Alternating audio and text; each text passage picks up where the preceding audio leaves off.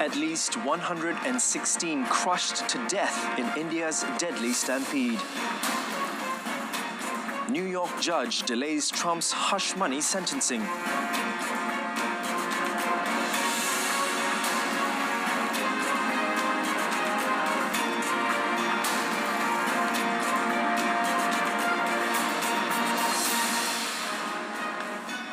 Good afternoon and Salam Malaysia Madani. I'm Daryl Baptist and this is World Today.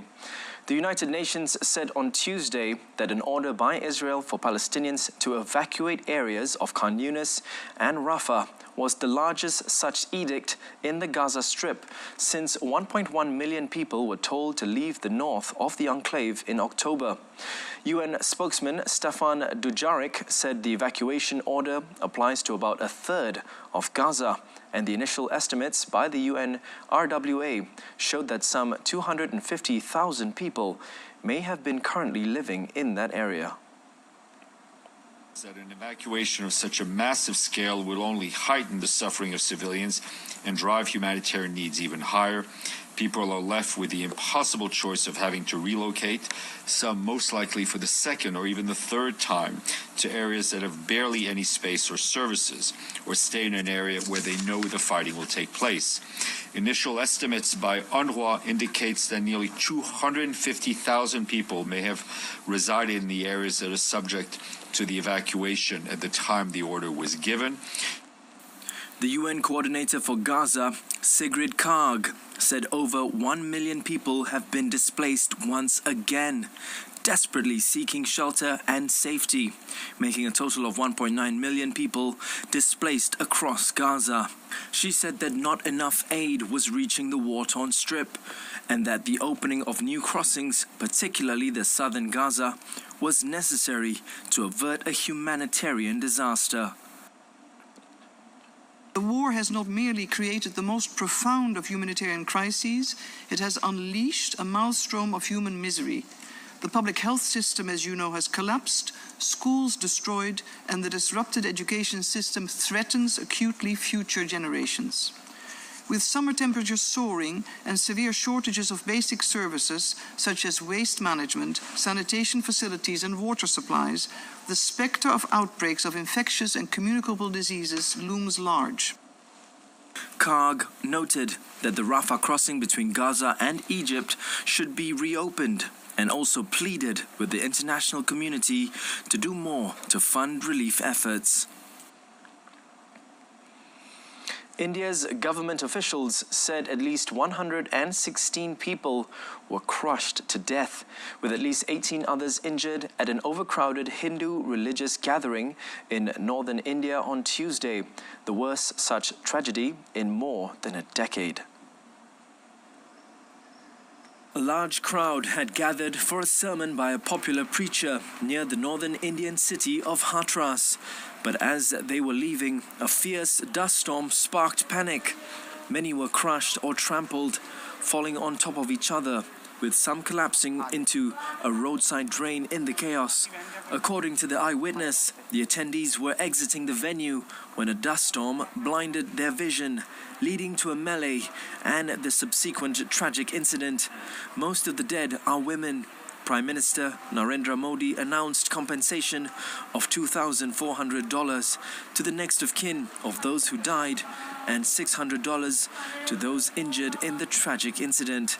Religious gatherings in India have a grim track record of deadly incidents caused by poor crowd management and safety lapses.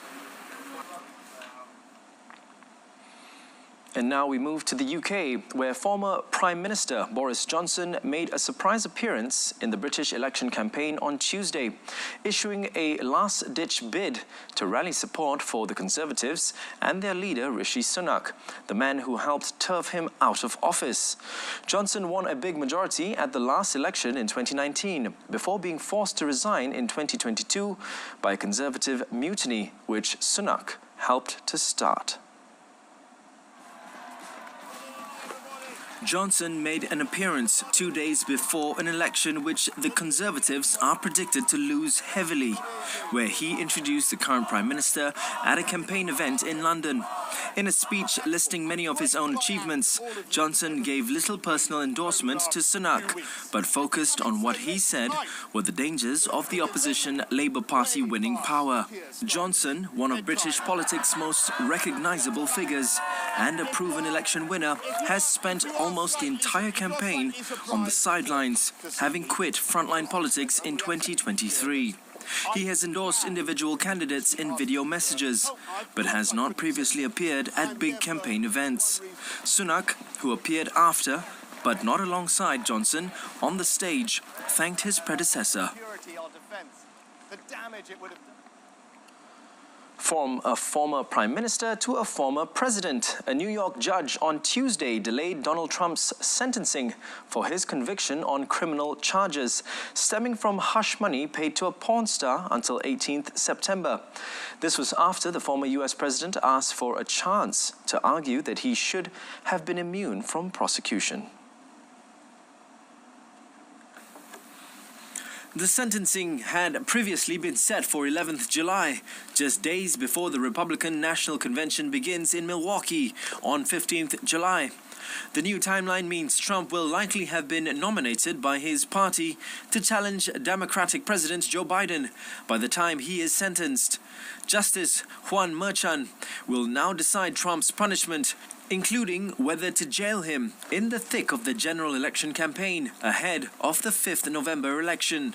Trump faces an uphill battle getting the hush money conviction overturned, since much of the conduct at issue in the case predated his time in office.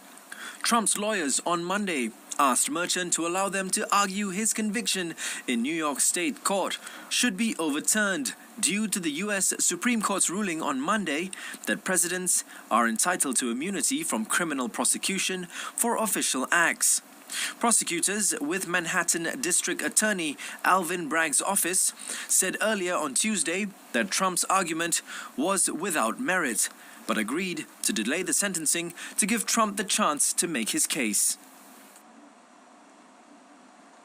Haitian Prime Minister Gary Conille said on Tuesday a second contingent of the Kenya-led multinational policing mission in Haiti will arrive in the coming weeks. Conille spoke this shortly after meeting with the U.S. Secretary of State Antony Blinken about the mission, which Washington is involved in providing logistical and financial support. Ce que je peux vous dire pour le moment, c'est que ça va se faire très vite. On prévoit déjà dans les prochaines semaines qu'on aura un deuxième contingent et ceci de manière progressive. Sur les chiffres exacts, pour le moment, évidemment, pour les questions de sécurité, je n'en parle pas, mais je peux déjà vous assurer qu'il y a une bonne planification qui se fait pour pouvoir progressivement renforcer la présence des contingents qui sont déjà sur le territoire national. Conille declined to detail how many officers might arrive in the next wave, citing security concerns.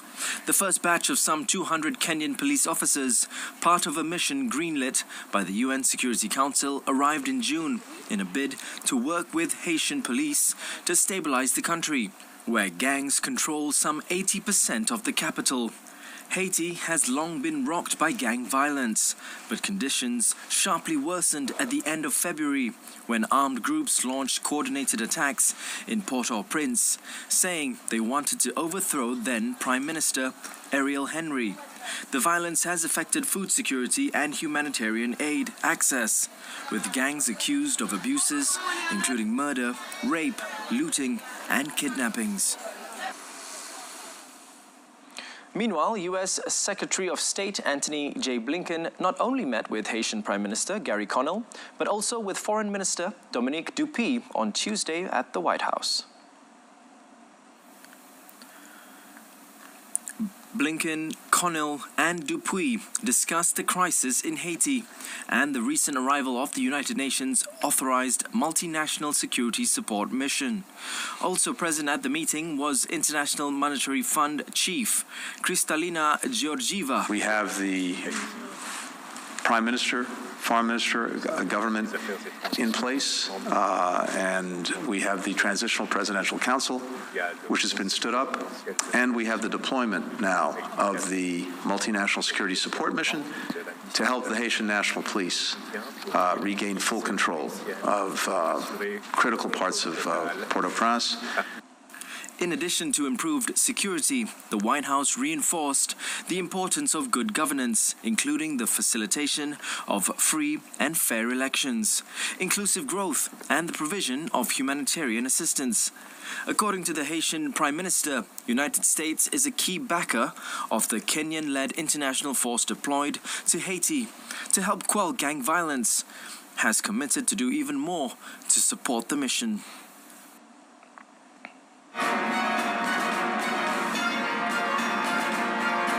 Coming up, Mexican authorities find a pile of 19 bodies in a truck. Stay tuned.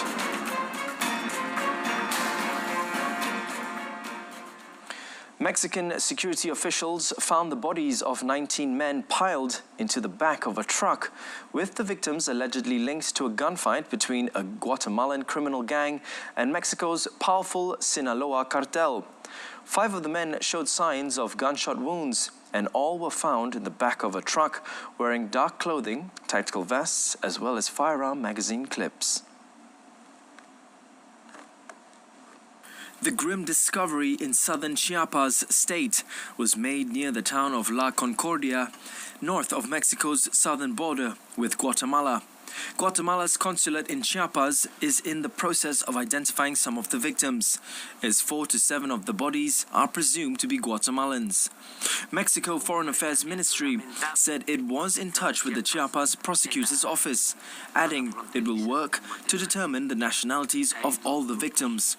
Its president, Andrés Manuel López Obrador, called the incident an unfortunate confrontation during his regular morning press conference on Tuesday, adding that both Mexicans and Guatemalans were among the dead. In recent years, Chiapas has increasingly played host to gangland violence, believed to be connected to criminal rackets, including drugs and human smuggling. Crowds in Kenya's capital, Nairobi, lobbed rocks and looted businesses as police officers fired tear gas in scattered violence during fresh anti-government protests on Tuesday, following last month's deadly demonstrations. Activists have continued to agitate online against President William Ruto, despite his decision last week to withdraw a controversial bill that triggered what he has branded treasonous protests by Gen Z Kenyans. The Kenya National Commission on Humanitarian Rights, or KNCHR, on Monday said that 39 people had been killed and 361 injured during 2 weeks of protests. It is the most serious crisis to confront Ruto since he took office in September 2022, in a nation often considered a beacon of stability in a turbulent region. After last week's bloody chaos, young Kenyans, whose protest movement has no official leaders, called for a new day of peaceful action on Tuesday, with leaflets posted online using the hashtag #RutoMustGo. However, Nairobi's central business district, the focus of previous rallies, saw sporadic confrontations on Tuesday afternoon. Police fired tear gas and used water cannons against groups of stone-throwing men, some of whom lit bonfires on deserted roads. Over in the Caribbean, Hurricane Beryl churned towards Jamaica on Tuesday, with forecasters warning of potentially deadly winds and storm surge after the storm killed at least 5 people and caused widespread destruction across the southern Caribbean. Off to the west-northwest at 20 miles an hour, and you can see according to National Hurricane Center, or NHC, meteorologists, the hurricane, which is rare so early in the Atlantic season, weakened Tuesday, but was still a dangerous Category 4 storm and is expected to pass near or over Jamaica on Wednesday. Meanwhile, Jamaican Prime Minister Andrew Holness urged its citizens to take shelter as Hurricane Beryl barreled towards the island.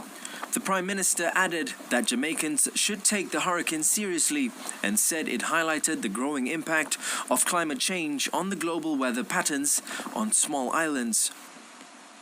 You live in a low-lying area an area historically prone to flooding and landslide, or if you live on the banks of a river or a gully, I implore you to evacuate to a shelter or to safer ground. The situation, as you can imagine, is dynamic, and the government continues to monitor developments and will provide regular updates. Beryl is the first storm since NHC records began to reach the Category 4 level in June, and the earliest to reach Category 5 in July. NHC confirmed that a hurricane warning was in place for the island, which said rain and flash flooding was to be expected in addition to the life-threatening wind and high water levels. Scientists cited human-caused climate change as the likely culprit for the storm's rapid strengthening. Arrival time of those tropical storm force winds. More storms, unfortunately, but this time in the Far East, where nearly 250,000 people were evacuated in eastern China as rainstorms lashed swathes of the country and caused the Yangtze and other rivers to swell. State media Xinhua said the storms had affected 991,000 residents in the Anhui province and forced the evacuation of 242,000 people by Tuesday afternoon.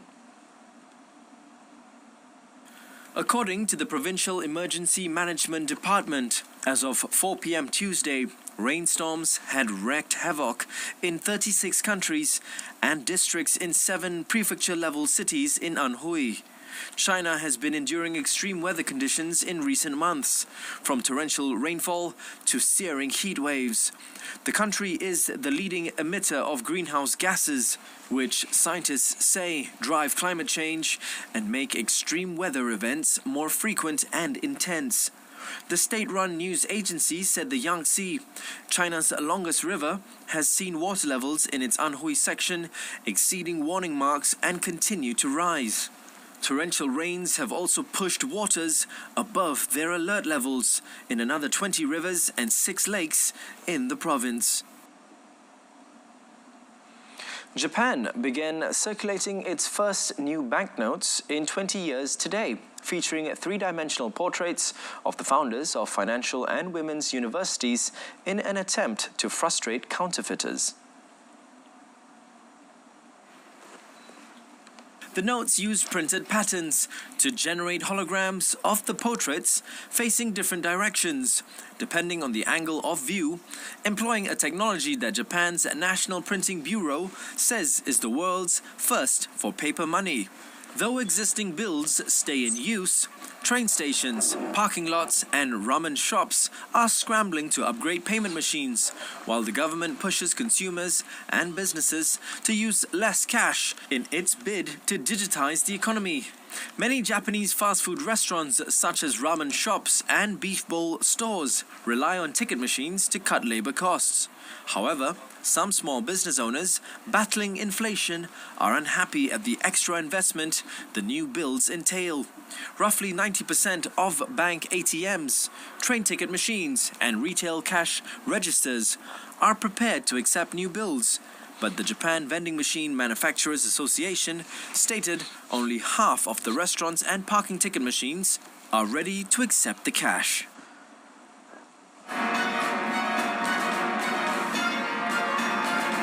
Up next, the Netherlands and Turkey set to meet in Euros semi-finals. That and more in our sports segment.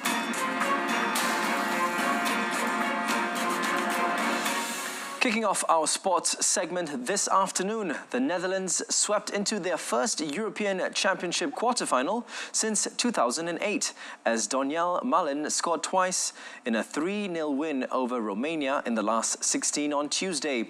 The victory put the Orange on course for a quarterfinal clash with Turkey. Cody Gakpo gave the Dutch an early lead, but they were unable to convert pressure into a crucial second goal. Coleman's team squandered an array of opportunities early in the second half, before Gakpo took matters into his own hands with 7 minutes remaining, dribbling through a crowded penalty area and finding Malen, who tapped home. With Romania launching a final attack, Malen broke through on the counter and slid the ball into the goal in the 4th minute of stoppage time to seal the victory. Romania were gritty but outclassed, lacking the quality to punish their opponents' profligacy. Ronald Koeman's side will need to improve their effectiveness in front of goal should they wish to emulate their manager, who was a player for the Dutch when they won the 1988 Euros on German soil.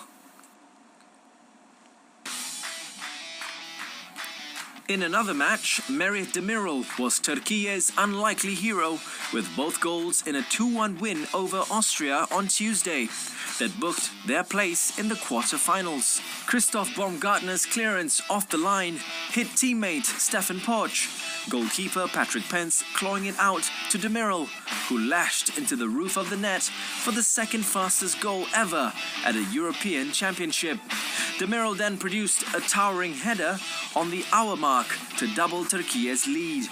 Michael Gregoric quickly pulled the goal back for Austria, and a stunning save from Mert Gunok denied Ralf Rangnick's side a dramatic equalizer deep into stoppage time. Turkey advanced to face the Netherlands in the last 8 in Berlin on Saturday. Austria had emerged as dark horses to go far on the perceived weaker side of the draw after topping a group including France and the Netherlands. Ralf Rangnick's side had also thrashed Turkey 6-1 in a friendly in March, but this time they failed to recover from a nightmare start. Moving on to tennis, 7 times Wimbledon champion Novak Djokovic eased concerns about his knee with a clinical display to beat Czech qualifier Vit Kopriva 6-1, 6-2, 6-2 on Tuesday and reached the second round. Playing with a support on his right leg following a minor operation less than 4 weeks ago that cut short his French Open, the 37-year-old made a solid start to end his title drought. The Serb, bidding for a record 25th Grand Slam title, broke on his 6th attempt and breezed through the opening set under the centre court roof before heaping the pressure on Kopriva early in the next. He let out a big roar, having grabbed another break after a 21-shot rally and used it as a platform to double his advantage in the match. As the 123rd ranked, Kopriva struggled to keep pace with last year's runner-up. The Wimbledon main draw debutant offered resistance early in the 3rd set, but was unable to subdue second seed Djokovic, who shifted up another gear to run away with the match. Elsewhere, 4th seed Alexander Zverev eased to a 6-2, 6-4, 6-2 victory over Roberto Cabales Baena to get his latest bid for a maiden Grand Slam triumph up and running. A nervy Cabales Baena had to save 3 breakpoints in the first game of the match, but recovered to hold. The 31-year-old sent a backhand long in the 5th game to give Zverev the break, and the German broke once more before wrapping up the set in little more than 30 minutes. The Spaniard was broken in the 5th game after a rally in which Zverev had Cabales Baena sprinting from one end of the court to the other. Zverev, runner-up at the French Open last month, broke straight away in the 3rd, but then had to save 3 breakpoints as Cabales Baena increased his attacks. However, that just opened the door for Zverev to race ahead and seal the win.